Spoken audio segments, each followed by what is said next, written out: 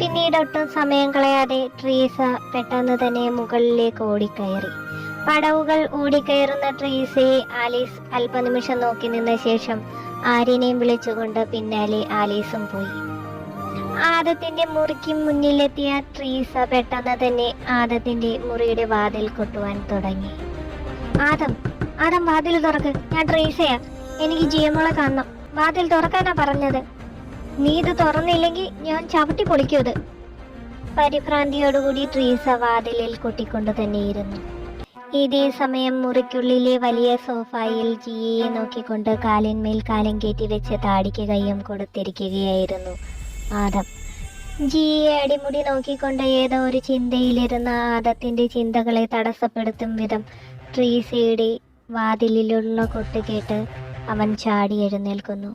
തന്റെ ദേഷ്യത്തെ കൈമുഷ്ടിയിലും പല്ലുകളിലും കടിച്ചമർത്തി അവൻ വാതിൽ തുറന്നുകൊണ്ട് ട്രീസയെ രൂക്ഷമായി തന്നെ നോക്കി.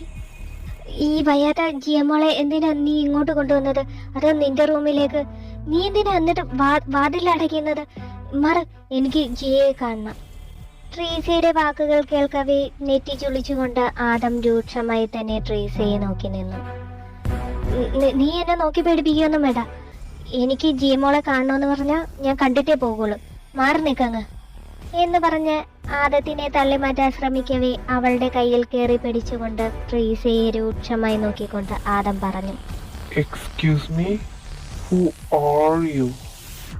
എന്റെ കാര്യങ്ങളിൽ ഇടപെടാൻ നിങ്ങളാരാ? അപ്പയെ നോക്കാൻ വന്ന ഒരായയുടെ സ്ഥാനം മാത്രമേ നിങ്ങൾക്കുള്ളൂ. സോ ആ റൂമിൽ കഴിഞ്ഞോണം. കൂടുതൽ എൻ്റെ കാര്യങ്ങളിലോ ഈ വീട്ടിലെ കാര്യങ്ങളിലോ ഇടപെടാൻ വന്നാൽ ആ നിമിഷം നിങ്ങൾ ഈ പടിക്ക് പുറത്താണ്. So get out. പറഞ്ഞു പൂർത്തിയാക്കലും ട്രീസയെ പുറത്തേക്ക് പിടിച്ചു തള്ളലും പെട്ടെന്നാണ് ആദം ചെയ്തത്. ട്രീസ അവിടെ നിന്ന് എഴുന്നേൽക്കാൻ ശ്രമിക്കുന്നതിന് മുന്നേ തന്നെ ആദം വളരെ ശക്തിയോടുകൂടി തന്നെ വാതിൽ വലിച്ചടച്ചു. ട്രീസ നിലത്ത് വീണ് കിടക്കുന്നത് കണ്ടാണ് ആലീസും ആര്യനും മുകളിലേക്ക് കയറി വരുന്നത്. അയ്യോ ട്രീസാമ്മേ, എന്തു പറ്റി? എന്തെവിടെ? വെപ്രാളത്തോടു കൂടിയുള്ള ആലീസിന്റെ ചോദ്യം കേട്ട ട്രീസ കണ്ണുകൾ നിറച്ച് ആലീസിനെ നോക്കിക്കൊണ്ട് പറഞ്ഞു, അവൻ അവളെ ഒന്ന് കാണിക്കുന്നു പോലും ഇല്ല മോളെ. സാരയില്ല ട്രീസാമ്മ, എഴുന്നേക്ക്. എന്തായാലും ജിയ ഉണരാതെ അവളെ ഒന്നും ചെയ്യില്ല എന്ന് എനിക്ക് ഉറപ്പുണ്ട്. അതുവരെ നമുക്കും ശാന്തരായി തന്നെ ഇരിക്കാം. ആലീസേ, ട്രീസാമ്മയെ പിടിക്ക്. ട്രീസയെ നിലത്ത് നിന്ന് ഉയർത്താൻ ശ്രമിക്കുന്നതിനോടൊപ്പം ആലീസിനോടായി ആര്യൻ പറഞ്ഞു. ആര്യന്റെ വാക്കുകൾ കേൾക്കവേ പെട്ടെന്ന് തന്നെ ആലീസ് ട്രീസയെ എഴുന്നേൽപ്പിക്കാൻ ശ്രമിച്ചു. എന്നാൽ കുറച്ചു മുമ്പ് ട്രീസയും ആദവും തമ്മിൽ നടത്തിയ സംഭാഷണങ്ങൾ മുഴുവനും ജിയുടെ കയ്യിൽ ഘടിപ്പിച്ച ചിപ്പ് മൂലം മറ്റൊരാൾ കേൾക്കുന്നുണ്ടായിരുന്നു, അയാളുടെ ഫോണിലൂടെ. അപ്പോ ട്രീസ അവിടെ നിൽക്കുന്നത് കൊണ്ട് ആദത്തിന് വലിയ താല്പര്യമൊന്നുമില്ല. ഞാൻ വിചാരിച്ചു ഇനി അവനവന്റെ അമ്മയായിട്ട് അവളെ അങ്ങ് ദത്തെടുത്തു. ജിയുടെ കയ്യിൽ അത് ഘടിപ്പിച്ചത് എത്ര നന്നായി. ഡ്രൈവിംഗിനിടെ ഫോണിന്റെ സഹായത്താൽ തന്റെ ചെവിയിൽ ഘടിപ്പിച്ചിരിക്കുന്ന ബ്ലൂടൂത്ത് എയർ സെറ്റ് വഴി ആദം മാൻഷനിൽ നടന്ന സംഭാഷണങ്ങൾ ശ്രവിച്ചുകൊണ്ട് പൊട്ടിച്ചിരിക്കുന്ന വിരാജ് ഭാട്ടിയെ ലിസ കോ ഡ്രൈവിംഗ് സീറ്റിലിരുന്നു കൊണ്ട് അത്ഭുതത്തോടുകൂടി നോക്കി. What happen darling? തനിച്ച് ചിരിക്കാതെ എന്നോടുകൂടി അത് ഷെയർ ചെയ്താൽ ഞാൻ കൂടി ചിരിക്കില്ലേ? പരിഭവത്തോടുകൂടി പറയുന്ന ലിസയുടെ മുഖത്ത് നോക്കി ചിരിച്ചതിന് ശേഷം വിരാജ് പറഞ്ഞു തുടങ്ങി, നിനക്കും ചിരിക്കാനുള്ള വകയുണ്ട് Lisa. Do you know something? നിന്റെ ശത്രുവില്ലേ? അത് കേട്ടതും ലിസ സംശയത്തോടുകൂടി നെറ്റി ചൊളിച്ചുകൊണ്ട് വിരാജിന്റെ മുഖത്തേക്ക് നോക്കിയതും. സംശയിക്കണ്ട, നീ മനസ്സിൽ ഉദ്ദേശിച്ച ആള് തന്നെ, ട്രീസ. ഓപ്സ്, ഇപ്പോ ട്രീസയല്ലല്ലോ, ട്രീസ ജൂൺ സാമുവൽ.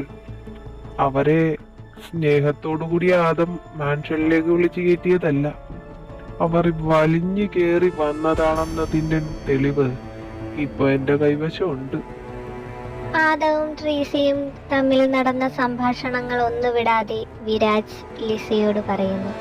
കേട്ടതിന് ശേഷം പൊട്ടിച്ചിരിച്ചുകൊണ്ട് ലിസ പറഞ്ഞു, അവക്ക് അങ്ങനെ തന്നെ വേണം.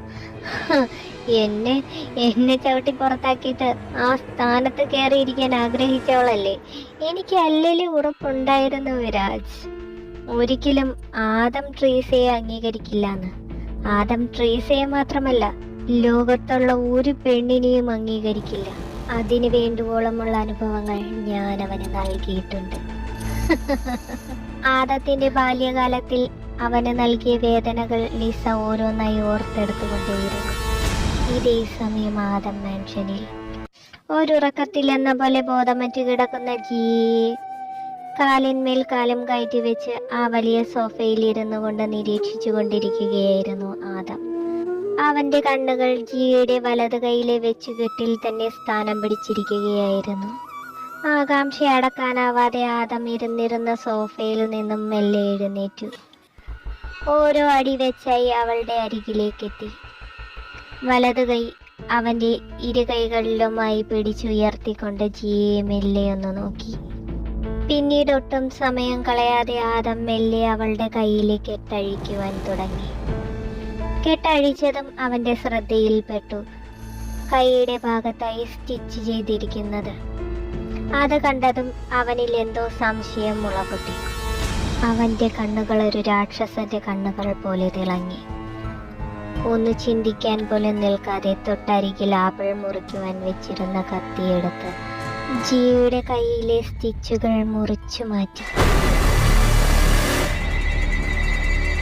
അല്പസമയത്തിന് ശേഷം മുറിയിൽ നിന്ന് പുറത്തേക്ക് വരുന്ന ആദത്തിനെ കണ്ടതും ആര്യന്റെ കണ്ണുകൾ മിഴിഞ്ഞു പുറത്തേക്ക് വന്നു. അവിടെ നിന്നിരുന്ന ആലീസ് പെട്ടെന്ന് തന്നെ തലകറങ്ങി താഴേക്ക് വീണു. ആദത്തിന്റെ ഇരു കൈകളും ചോരയിൽ കുളിച്ചു നിൽക്കുന്നത് കണ്ട് ഭയത്തോടുകൂടി തന്നെ ആര്യൻ ആദത്തിന്റെ അരികിലേക്ക് ചെന്നുകൊണ്ട് ചോദിച്ചു, സാർ, എന്താ ഇതൊക്കെ? ജിയക്ക് എന്താ പറ്റിയത്? സാറിന്റെ കയ്യിൽ എങ്ങനെ ഈ ചോറ്? സാർ എന്തെങ്കിലും ചെയ്തോ കുട്ടിയെ? തന്റെ കയ്യിൽ പിടിച്ചു കുലുക്കിക്കൊണ്ട് ചോദിക്കുന്ന ആര്യനെ ആദം തലചരിച്ചു നോക്കിയതിനു ശേഷം പറഞ്ഞു, അവള് സേഫാണ്. അവളുടെ അരികിലെ ഒരു ചിപ്പ് ഇരിപ്പുണ്ട്. ആ മൈക്രോ ചിപ്പ് എന്താണെന്നും അത് ഏത് ലൊക്കേഷനിലാണ് കണക്ട് ആയിരിക്കുന്നതെന്നും കണ്ടുപിടിക്കണം. അതിനു വേണ്ടിയിട്ട് നീ ചെന്ന് ആ മൈക്രോ ചിപ്പ് എടുത്തേണ്ട അണ്ടർഗ്രൗണ്ടിലേക്ക് വാ. പിന്നെ ഇത് നമ്മൾ രണ്ടും അല്ലാതെ വേറെ ആരും അറിയണ്ട. ആദം പറഞ്ഞുകൊണ്ട് ആദം അണ്ടർഗ്രൗണ്ട് റൂം ലക്ഷ്യമാക്കി നടന്നു. അണ്ടർഗ്രൗണ്ട് താഴേക്ക് പടവുകൾ ഇറങ്ങി ചെല്ലുമ്പോൾ ഒരു വിശാലമായ ഹോളും 4 റൂമുകളും അടങ്ങുന്ന മാൻഷന് താഴെയുള്ള ഭാഗം. അണ്ടർഗ്രൗണ്ടിലെ വിശാലമായ ഹോളിൽ സിംഹാസന തുല്യമായ ഒരു കസേര മാത്രം. ആ ഹാളിന്റെ ഭിത്തിയോട് ചേർന്ന് മാരകമായ ആയുധങ്ങൾ. ആര്യനും മറ്റു വിശ്വസ്തരായ ബോഡി ഗാർഡ്സിനും അണ്ടർഗ്രൗണ്ടിൽ പ്രവേശനമുള്ള ഒരേയൊരു സ്ഥലം. ഇനി മുറികളെ പറ്റി പറയാം. 1-ാമത്തെ മുറിയിൽ ഉഗ്രവിഷരൂപിയായ സർപ്പത്തെ പാർപ്പിച്ചിരിക്കുന്ന ഇടം. 2-ാമത്തെ മുറിയിൽ മുംബൈ നഗരത്തിലെ എല്ലാ സർവലൻസ് ക്യാമറകളെയും നിയന്ത്രിക്കുന്ന സാറ്റലൈറ്റിന്റെ പ്രവർത്തനം കൺട്രോൾ ചെയ്യുന്ന കമ്പ്യൂട്ടറുകളുള്ള മുറി. കൂടാതെ ഏത് ഇലക്ട്രോണിക് വസ്തുവും അതിന്റെ പ്രവർത്തനം എന്താണെന്നും അത് കണ്ടെത്തുന്നതിനുള്ള ഇന്റലിജൻസായ ആൾക്കാരും അവിടെയുണ്ട്. അവർക്ക് മാത്രം പ്രവേശനമുള്ള മുറിയാണ് 2-ാമത്തേത്. 3ഉം 4ഉം ആദത്തിന് മാത്രം അറിയാവുന്ന രഹസ്യ അറകളാണ്.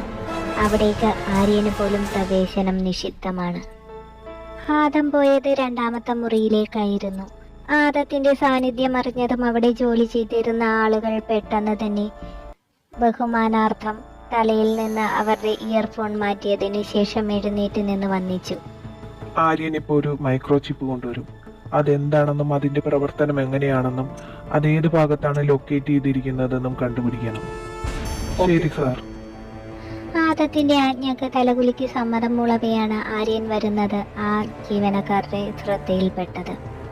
പെട്ടെന്ന് തന്നെ ആര്യന്റെ കയ്യിൽ നിന്നും ജീവനക്കാർ ആ സാധനം മേടിച്ചതിന് ശേഷം അവർ തിരിച്ചും മറിച്ചുമിട്ട് അതിന് പരിശോധന നടത്തി. ആ മുറിയിലെ ഇലക്ട്രോണിക് എക്യുപ്മെന്റ്സുകളുടെ സഹായത്തോടു കൂടി തന്നെ അവർ അതൊരു ഇലക്ട്രോണിക് ചിപ്പാണെന്നും അതിൽ ഓഡിയോ റെക്കോർഡാണ് പ്രോഗ്രാം ചെയ്തിരിക്കുന്നതെന്നും കണ്ടെത്തി. ആ മൈക്രോ ചിപ്പ് ഇപ്പോഴും പ്രവർത്തന സജ്ജമാണെന്ന് മനസ്സിലാക്കിയ ജീവനക്കാർ ഉടനെ തന്നെ അടുത്തുനിന്ന മറ്റൊരു ജീവനക്കാരനോട് അത് പുറത്തേക്ക് കൊണ്ടുപോകാൻ ആവശ്യപ്പെട്ടു. അത് ഇവരുടെ ഭാഗത്തു നിന്ന് അകന്നു മാറിയെന്ന് ഉറപ്പുവരുത്തിയത് ശേഷം ആ ജീവനക്കാരൻ തിരിഞ്ഞു നിന്നുകൊണ്ട് ആദത്തിനോട് പറഞ്ഞു, സർ, അതൊരു മൈക്രോ ഓഡിയോ റെക്കോർഡർ ചിപ്പാണ്. സ്പൈ വർക്കിന് വേണ്ടി മിലിറ്ററിയിൽ ഉപയോഗിക്കുന്ന ഒരു എക്യുപ്മെന്റ് ആണത്. ആ ചിപ്പിന്റെ ഭാഗത്തെ ഏതൊരു ശബ്ദവും ആ micro audio recorder chip capture ചെയ്യുകയും അത് ഒരു റെക്കോർഡറായിട്ട് സൂക്ഷിക്കപ്പെടുകയോ ഇല്ലെങ്കിൽ മറ്റൊരു സ്ഥലത്തേക്ക് സെൻഡ് ചെയ്യപ്പെടുകയോ ചെയ്യും. അത് കേട്ട് ആദം മനസ്സിലായതുപോലെ തലയാട്ടിയെങ്കിലും കേട്ടയുടനെ ഞെട്ടിയത് ആര്യനായിരുന്നു.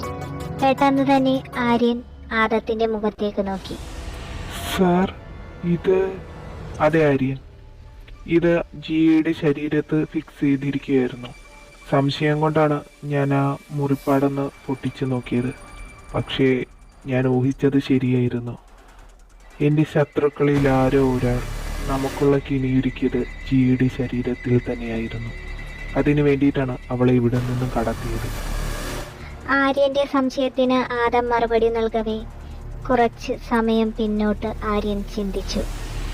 ആദത്തിന്റെ കൈകളിൽ കണ്ട രക്തക്കറകൾ ആര്യനെ വല്ലാതെ പരിഭ്രാന്തനാക്കി. ഭയത്തോടു കൂടിയാണ് പടവുകൾ ഓടിക്കയറി ആര്യൻ ആദത്തിന്റെ റൂമിലെത്തിയത്. അവിടെ ചെന്നതും കാണുന്ന കാഴ്ച ബോധമില്ലാതെ കട്ടിലിന്റെ ഒരറ്റത്ത് കിടക്കുന്ന ജിയ. അവളുടെ വലതു കൈഭാഗം രക്തത്താൽ കുളിച്ചു കിടക്കുന്നു.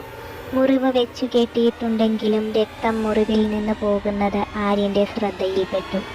പിന്നീട് ഒട്ടും സമയം കളയാതെ ആലീസിനെയും ട്രീസയെയും കൂടാതെ ഫാമിലി ഡോക്ടറെയും ഇൻഫോം ചെയ്തതിന് ശേഷം ചിപ്പുമായാണ് ആര്യൻ അണ്ടർഗ്രൗണ്ട് റൂമിലേക്ക് വരുന്നത്. താഴേക്കിറങ്ങി വരുന്ന സമയത്ത് ആര്യൻ കണ്ടിരുന്നു രക്തം പോകാതിരിക്കാൻ തുണി കൊണ്ട് ശക്തിയായി അമർത്തിപ്പിടിച്ച് കരയുന്ന ട്രീസയെയും ആലീസിനെയും. ഓർമ്മയിൽ നിന്നും ഉണർന്നെന്ന പോലെ തല കുടഞ്ഞുകൊണ്ട് ആര്യൻ ആദത്തിന്റെ മുഖത്തേക്ക് നോക്കി ചോദിച്ചു, സാറിന് എങ്ങനെ മനസ്സിലായി ഇങ്ങനൊരു സാധനം ജിയുടെ ശരീരത്തിലുണ്ടെന്ന്? ഞാൻ അവളെ ഇവിടെ കൊണ്ടുവന്നപ്പോഴേ എൻ്റെ ശ്രദ്ധ പോയത് അവളുടെ ആ വെച്ച് കിട്ടിയ കൈയിലേക്കായിരുന്നു. ഇവിടെ നിന്ന് പോയപ്പോൾ അങ്ങനെ ഒരു മുറിപ്പാട് അവൾക്കുണ്ടായിരുന്നില്ലല്ലോ. അതുകൊണ്ട് ഡൗട്ട് തോന്നിയ ആ മുറിവൊന്ന് അഴിച്ചു നോക്കിയത്. സ്റ്റിച്ചിട്ടിരിക്കുന്ന കണ്ടപ്പോഴേ എന്തൊക്കെയോ സംശയങ്ങൾ എനിക്ക് തോന്നി. അതുകൊണ്ട് തന്നെ മറ്റൊന്നും ആലോചിക്കാതെ ആ സ്റ്റിച്ച് പൊട്ടിച്ചു നോക്കിയത്. ആര്യന്റെ ചോദ്യത്തിന് മറുപടി കൊടുത്ത ആദത്തിനോട് അല്പം ദേഷ്യത്തോടു കൂടി തന്നെ ആര്യൻ ചോദിച്ചു, സാറിന് അങ്ങനെ വല്ല ഡൗട്ടും ഉണ്ടായിരുന്നേ ഡോക്ടറിനെ വിളിച്ച് ചോദിച്ചിട്ട് ചെയ്താൽ പോരായിരുന്നോ? വെറുതെ ജിയക്കിനി വല്ല ഇൻഫെക്ഷനും ഉണ്ടായ അതും ഒരു ബുദ്ധിമുട്ടാവില്ലേ? അല്പം നീരസത്തോടു കൂടി പറയുന്ന ആര്യന്റെ മുഖത്ത് നോക്കി ആദം പറഞ്ഞു, വിരാജാണ് ഇത് ചെയ്തതെന്ന് എനിക്ക് നല്ലതുപോലെ അറിയാം ആര്യ. എനിക്ക് വിരിച്ച വലയിൽ ഞാൻ അയാളെ കുരുക്കും. അതിന് ഈ കാര്യം മറ്റാരും അറിയരുത്. അതിനുവേണ്ടി തന്നെയാണ് ഡോക്ടറെ വിളിക്കാതെ ഞാൻ തന്നെ ഈ സാഹസത്തിന് മുതിർന്നത്. ആദത്തിന്റെ വാക്കുകൾ കേൾക്കവേ ദേഷ്യം തന്റെ പല്ലിൽ ഞെരിച്ചുടച്ചുകൊണ്ട് ആര്യൻ മറുപടി കൊടുത്തു, അതിന് പാപം പിടിച്ചൊരു പെൺകുട്ടിയെ ബലിയാടാക്കുകയല്ല സാർ വേണ്ടത്. ജിയെ എന്തറിഞ്ഞിട്ടാ ജിയോട് ഇത്ര വലിയ ക്രൂരത സാർ കാണിക്കുന്നത്? മറുപടിക്ക് പകരം ചോദ്യം ആര്യനിൽ നിന്ന് ഉയർന്നതും അതീവ ദേഷ്യത്തോടുകൂടി തലചരിച്ചുകൊണ്ട് ആര്യനെ നോക്കി ആദം പറഞ്ഞു, അത് ഞാൻ അവൾക്ക് കൊടുത്ത ഏറ്റവും ചെറിയ ശിക്ഷ മാത്രമാണ് ആര്യ. എൻ്റെ അനുവാദമില്ലാതെ ഈ മാൻഷൻ വിട്ട് അവൾ പുറത്തേക്ക് പോകാൻ എപ്പോൾ തുനിഞ്ഞു അപ്പോൾ മുതൽ എൻ്റെ ക്രോധത്തിന് അവകാശി അവൾ മാത്രമാണ്. എന്നിലെ ദേഷ്യവും സ്നേഹവും അറിഞ്ഞ ഒരു പെണ്ണ്. ശബ്ദം ശാന്തമായിരുന്നെങ്കിലും ആ ശബ്ദത്തിലെ വീര്യം ആര്യന് തിരിച്ചറിയാൻ കഴിഞ്ഞിരുന്നു. ഇതേ സമയം റെക്കോർഡർ വഴി ശബ്ദമൊന്നും കേൾക്കുന്നില്ല എന്ന് മനസ്സിലാക്കിയ വിരാജ് എന്തോ ഒരു അപായ സൂചന മണത്തതുപോലെ ലിസയോട് പറഞ്ഞു.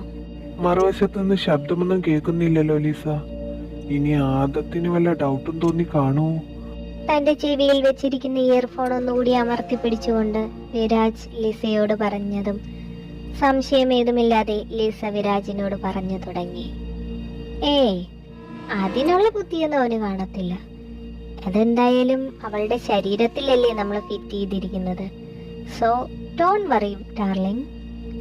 ഇതേ സമയം ആദം മാൻഷനിൽ അണ്ടർഗ്രൗണ്ട് ഏരിയയിൽ നിന്ന് മാൻഷനിലേക്ക് കയറുകയായിരുന്നു ആര്യനും ആദവും. അതേസമയം തന്നെയാണ് ഡോക്ടറും നഴ്സുമാരും പുറത്തേക്ക് വരുന്നത്. പെട്ടെന്ന് തന്നെ ആര്യൻ അവരുടെ അടുത്തേക്ക് ചെന്ന് ചോദിച്ചു, ഡോക്ടർ, ജിക്ക് ഇപ്പൊ എങ്ങനെയുണ്ട്?